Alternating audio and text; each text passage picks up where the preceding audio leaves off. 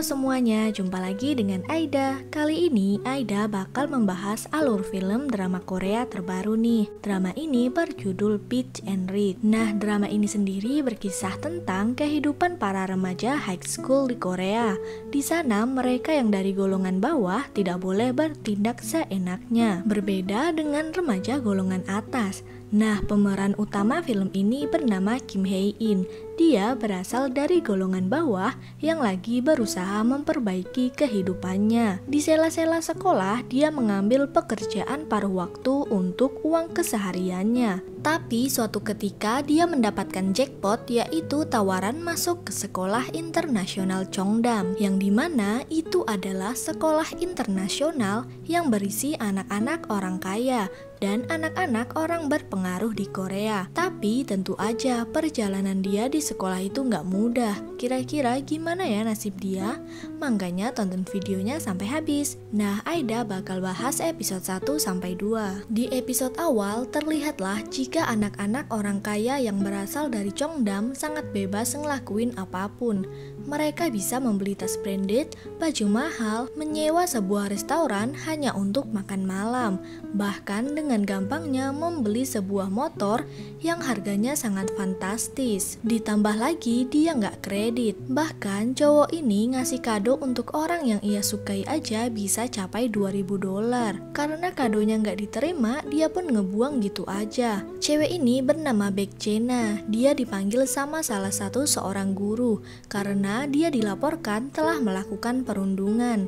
Tapi mah dia malah santuy karena ayahnya adalah pemilik dari sekolah ini dan juga penyumbang terbesar di sekolah. Ayahnya pula seorang pemimpin di perusahaan terkaya di Korea. Jadi pas dia mau dihukum, banyak anak-anak di sekolah ini yang malah membelanya. Sementara Hae-in, anak yang biasa saja saat itu, dia mau mengajar salah satu anak orang kaya di perumahan elit. Jadi dia lagi diinterview sama si ibu anak itu.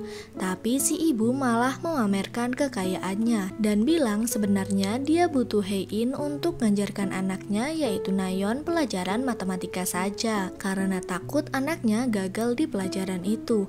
Bahkan sebetulnya dia punya koneksi di sekolah Cheongdam, jadi bisa dengan mudah masuk ke sekolah. Tapi karena masih takut gagal, makanya dia memilih untuk menyewa guru les. By the way, ibu ini taunya kalau nama Hae-in adalah Sunju karena Hae-in menggunakan identitas palsu. Malam harinya Hae-in masuk kerja ke toko Toserba karena dia bekerja paruh waktu di sana dan di sana ada temannya yang sering mengunjungi.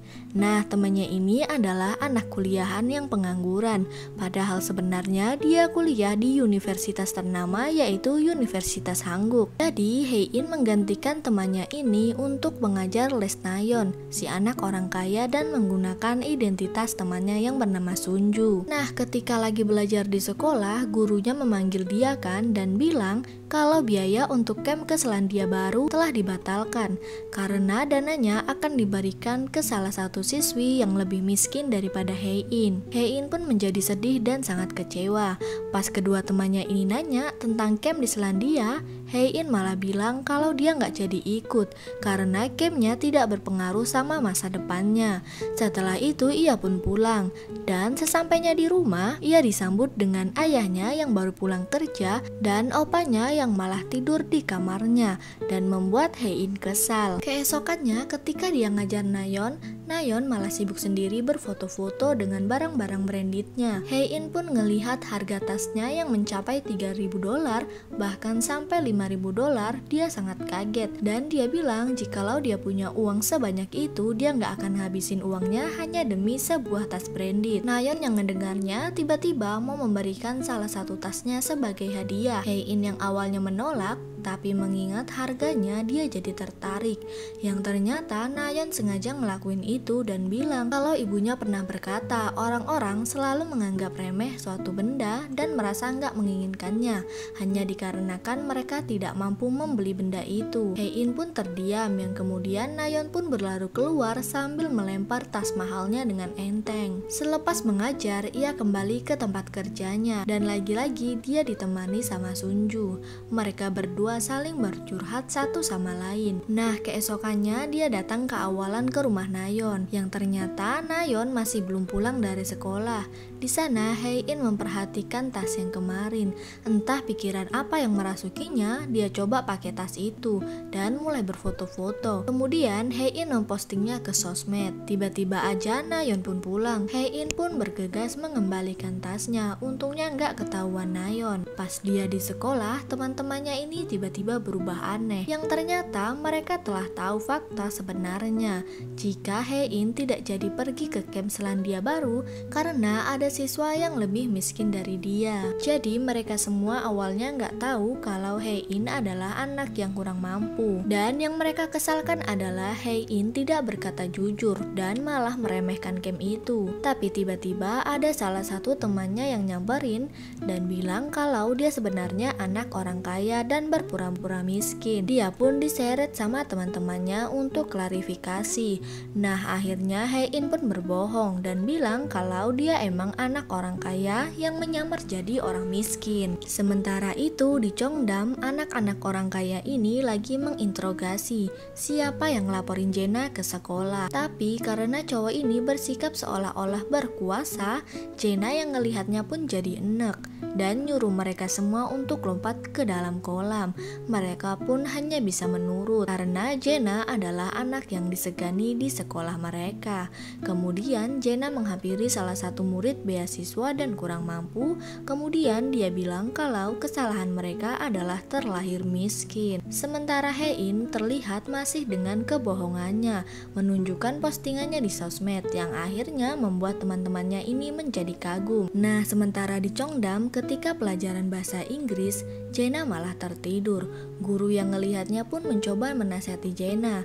Jena langsung aja ngulti si ibu dengan mengulangin semua ucapan si ibu dalam bahasa Inggris dan bilang kalau pengucapan ibu ini masih kurang bagus walaupun dia guru bahasa Inggris sekalipun. Nah, kembali ke Hae-in nih. Dia datang ke rumah Nayeon lebih awal supaya dia bisa bebas berfoto dengan semua barang-barang Nayeon. Dan ketika dia berkeliling kamar, dia sangat kagum dengan semua barang-barang di sana. Nggak sengaja dia nemuin seragam dari sekolah Cheongdam milik Nayeon yang udah dipesan duluan sama ibunya. Hae-in pun diam-diam pakai baju itu dan mulai berfoto.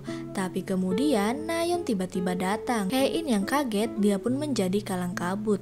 Ditambah lagi dia kesusahan membuka kancing seragamnya. Tanpa pikir panjang, dia pun bergegas bersembunyi ke dalam kolong tempat tidur. Nah, pas Nayeon lagi sibuk cari seragam barunya, tiba-tiba dia dengar notif dari HP-nya Hae-in. Dia pun penasaran dan sangat kaget ketika ngelihat postingan di sosmednya Hae-in. Nayeon sangat shock dan marah ketika ngelihat semua barang-barangnya telah dipakai dan diakui adalah milik Hae-in. Sampai akhirnya Hae-in pun keluar dari persembunyiannya dan meminta maaf kepada Nayeon dan memohon agar Nayeon tidak melaporkannya kepada si ibu.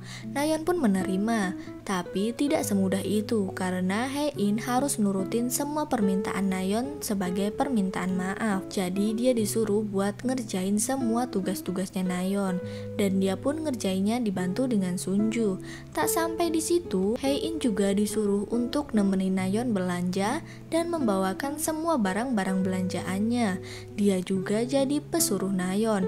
Sampai akhirnya Hae-in disuruh ngerjain semua tugas-tugas dari temannya. Hae-in pun terpaksa mau ngelakuin semua itu supaya dia tidak dilaporkan oleh Nayeon. Nah, seminggu kemudian pada saat memasuki waktu ujian sekolah, Hae-in yang lagi mau ujian tiba-tiba ditelepon sama Nayeon. Dia bilang kalau berkasnya untuk seleksi ke Cheongdam ketinggalan di rumah. Jadi dia meminta Hae-in untuk mengambil berkasnya dan mengantarkannya ke Cheongdam. Karena Hae-in diancam mau dilaporkan, jadi mau gak mau dia pun ngambil berkas itu dan ngantarnya ke Cheongdam. Tapi parahnya, Nayeon sengaja ngelakuin itu semua untuk ngerjain Hein. Hein pun menjadi semakin kesal, ditambah lagi dia tidak bisa ikut ujian di sekolahnya. Dia pun hanya bisa menangis di salah satu toilet di Cheongdam. Pas dia nangis, tiba-tiba ada satu siswi Cheongdam yang masuk dan menawarkan sapu tangannya, dan siswi itu juga bernama Hein. Hein Cheongdam ini juga dibully di sekolahnya karena dia adalah anak dari keluarga miskin dan masuk ke sekolah itu karena beasiswa. Hein yang melihatnya pun menjadi semakin kesal. Sementara terlihatlah Nayeon yang sedang melakukan wawancara. Dia dikagetkan dengan kedatangan Hein yang tiba-tiba dan segera menyiramkan air di ember yang dibawanya. Kira-kira gimanakah nasib Nayeon di wawancara itu dan nasib Hein selanjutnya? Jangan lupa saksikan video selanjutnya ya. Thanks for watching guys, and see you in the next video. Bye bye.